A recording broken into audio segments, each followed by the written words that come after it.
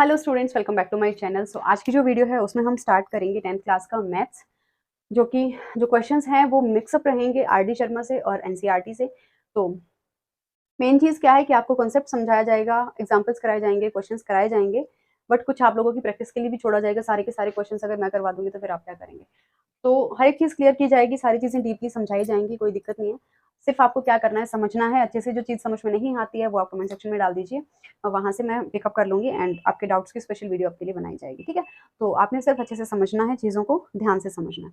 तो आज की वीडियो में हम फर्स्ट चैप्टर से स्टार्ट कर रहे हैं, तो हम रेशनल नंबर से स्टार्ट करेंगे और नंबर वाइज, सीरीज वाइज हम चलेंगे एंड तक, ठीक है। तो चलिए स्टार्ट करते हैं। हमारा पहला चैप्टर है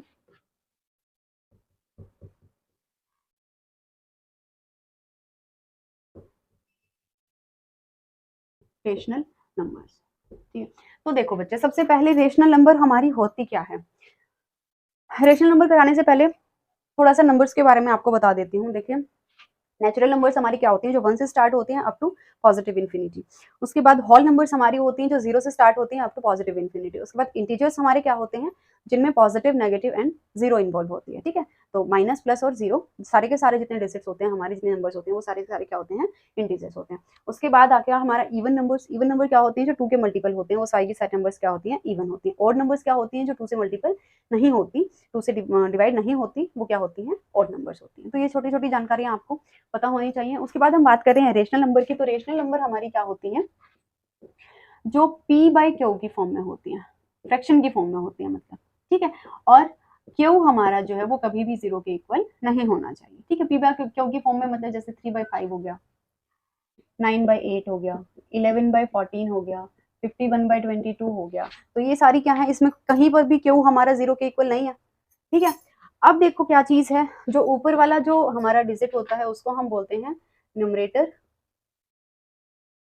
और जो नीचे वाला होता है उसको हम बोलते हैं डिनोमिनेटर। समझ में आया।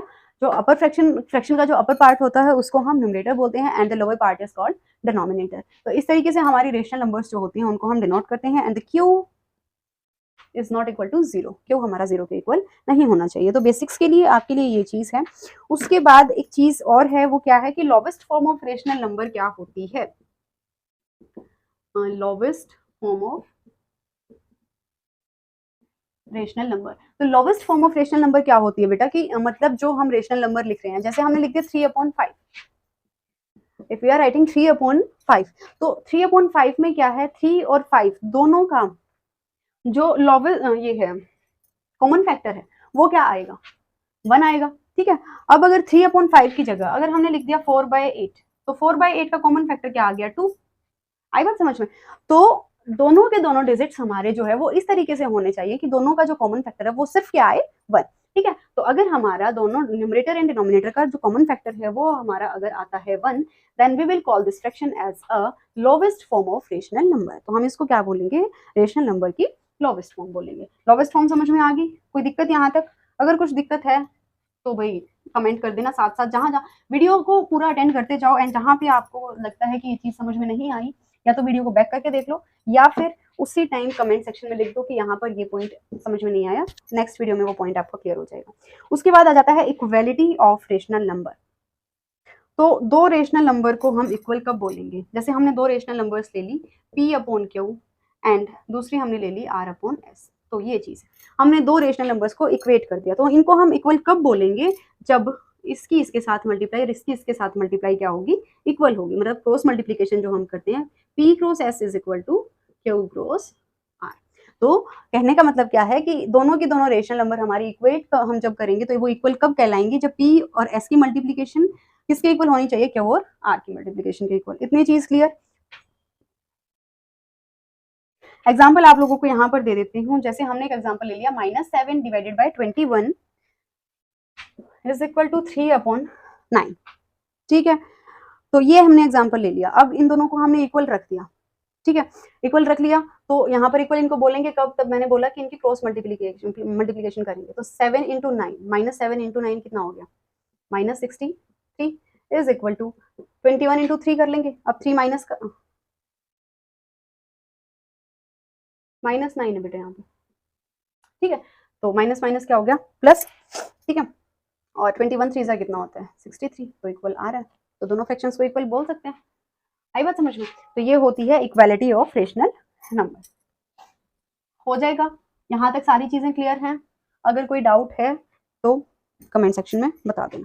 अब देखो, जो हमें फर्स्ट एक्सरसाइज में जो हमें मेन चीज पढ़नी है वो हमें क्या पढ़ना है, एडिशन पढ़ना है,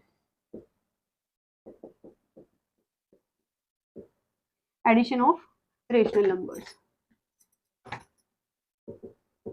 ठीक है, तो एडिशन पढ़ने के लिए देखो हमें कुछ स्टेप्स को फॉलो करना पड़ता है, क्योंकि आप बच्चे स्टार्टिंग में पढ़ रहे हो तो आपको सारी चीजें अच्छे से क्लियर होनी चाहिए। तो स्टेप्स मैं आपको बता देती हूँ। सबसे पहला स्टेप हमारा क्या रहेगा कि जो न्यूमरेटर है, ठीक है,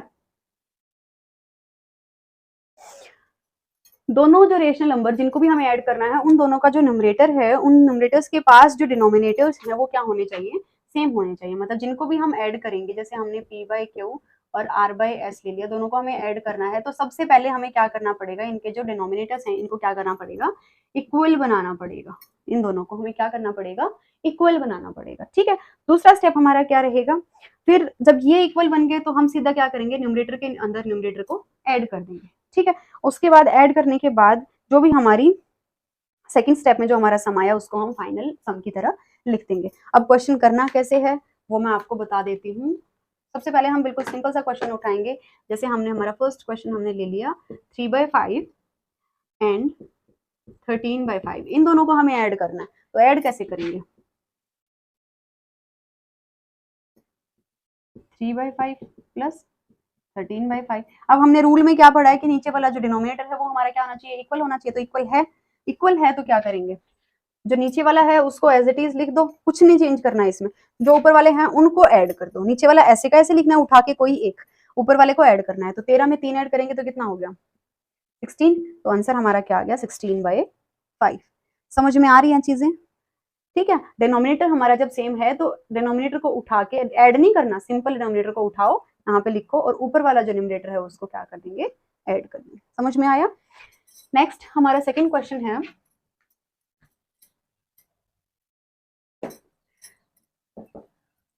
सेकंड क्वेश्चन में हमें बोल रहा है 7/9 एंड -12/9, इन दोनों को ऐड करना है। ठीक है, तो इन दोनों को ऐड करेंगे तो देखो डिनोमिनेटर हमारा सेम है तो 9 आ जाएगा नीचे, ऊपर क्या है 7 प्लस -12। अब ये चीज आपको आती है, साइन कन्वेंशन आते हैं। देखो क्या रहेगा, एक साइड प्लस है और उसके अंदर माइनस को ऐड करना है, प्लस के अंदर माइनस को ऐड करना है। तो क्या होगा, जिसके पास बड़ा साइन है, जैसे प्लस है, प्लस के पास बड़ी नंबर है, इसके पास सपोज 13 है, इसके पास 2 है, तो हम क्या करेंगे 13 में से माइनस होगा हमारा यहाँ पे, ठीक है, तो 13 में से 2 माइनस कर देंगे, साइन किसका रहेगा, प्लस का। लेकिन अगर माइनस बड़ा है और प्लस छोटा है तो साइन किसका रहेगा, बड़े वाले का, मतलब माइनस का। समझ में आया? तो सेम हम ऐसे यहाँ पर करेंगे, प्लस माइनस की मल्टीप्लाई क्या होती है, माइनस होती है। तो 7 - 12 डिवाइडेड बाय 9। अब 12 जो है वो बड़ा है तो साइन किसका आएगा, माइनस का। और 12 में से जब हम 7 माइनस करेंगे तो कितना बच गया 5, तो -5/9। समझ में आई ये चीज? नहीं समझ में आई हो तो मैं दोबारा एक्सप्लेन कर दूंगी। और एक और साइन कन्वेंशन आप पढ़ लीजिए कि माइनस की जब हम मल्टीप्लाई करेंगे माइनस के साथ तो वो आएगा प्लस, माइनस की मल्टीप्लाई करेंगे प्लस के साथ तो भी माइनस आएगा, और प्लस की मल्टीप्लाई करेंगे माइनस के साथ तो भी माइनस आएगा, और प्लस की मल्टीप्लाई प्लस के साथ करेंगे तो प्लस आएगा। ये हमारा मल्टीप्लीकेशन का साइन कन्वेंशन होता है। जिस बच्चे को नहीं पता वो नोट डाउन कर लो। 2 क्वेश्चन हो गए यहाँ तक, किसी को कोई दिक्कत?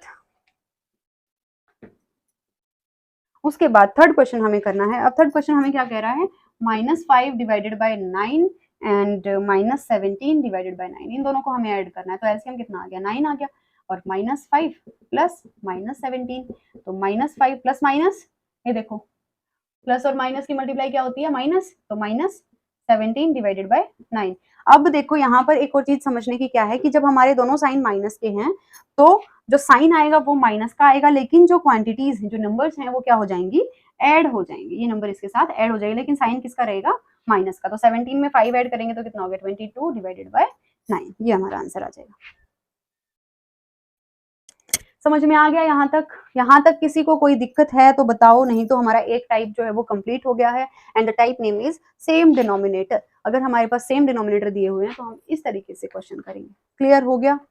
इरेज कर दूं?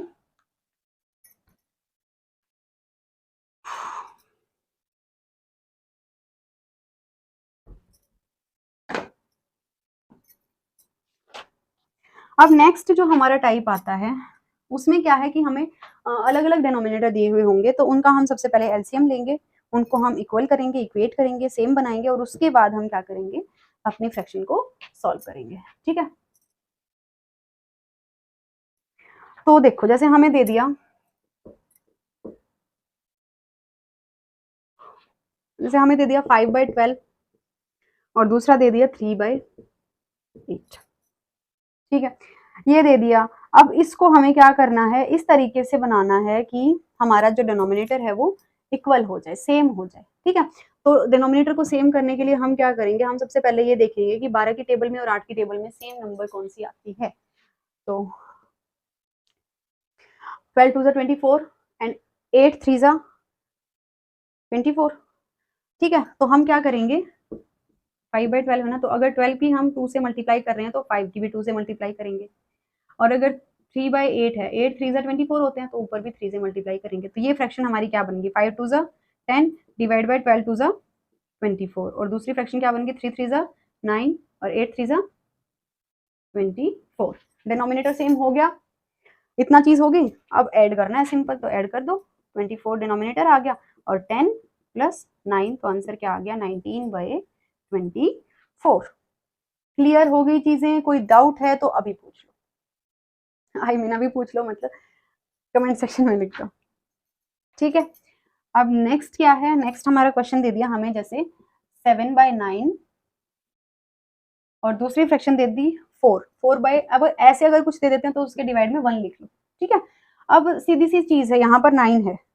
ठीक है, यहाँ 9 है, तो हम क्या करेंगे, हमें इसको 1 को हमें 9 बनाना है, तो 1 को 9 बनाना है, तो हम सिंपली क्या कर देंगे, 1 की 9 से मल्टीप्लाई कर देंगे, और 9 के नीचे मल्टीप्लाई कर रहे हैं तो ऊपर भी करनी पड़ेगी। तो हमारी फ्रैक्शन क्या बनेगी, 7/9 एंड 4 9 36 डिवाइडेड बाय 9। अब दोनों को ऐड कर दो, तो ऐड करेंगे तो डिनोमिनेटर आ गया 9 और 7 + 36, तो हमारा आंसर क्या आ जाएगा, 43/9। समझ में आया, किसी को कोई डाउट यहां तक?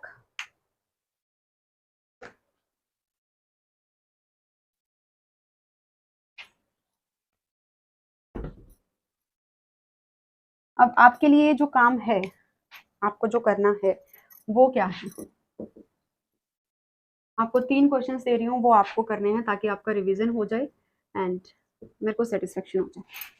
फर्स्ट आपका क्वेश्चन रहेगा 4/11, 4/-11 और प्लस 7/11। सेकेंड क्वेश्चन आपका रहेगा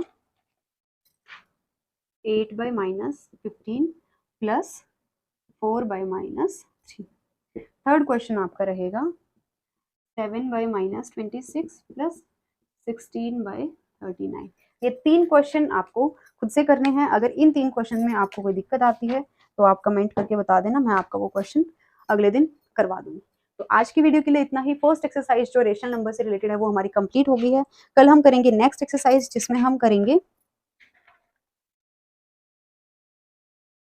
मतलब मोर देन 1 रेशनल नंबर का हम क्या करेंगे, एडिशन करेंगे प्रॉपर्टीज लगा के। ठीक है, तो आज की वीडियो के लिए इतना ही, मिलते हैं आपसे अगली वीडियो में। तब तक के लिए आप पढ़ते रहिए, तैयारी करते रहिए। All the best.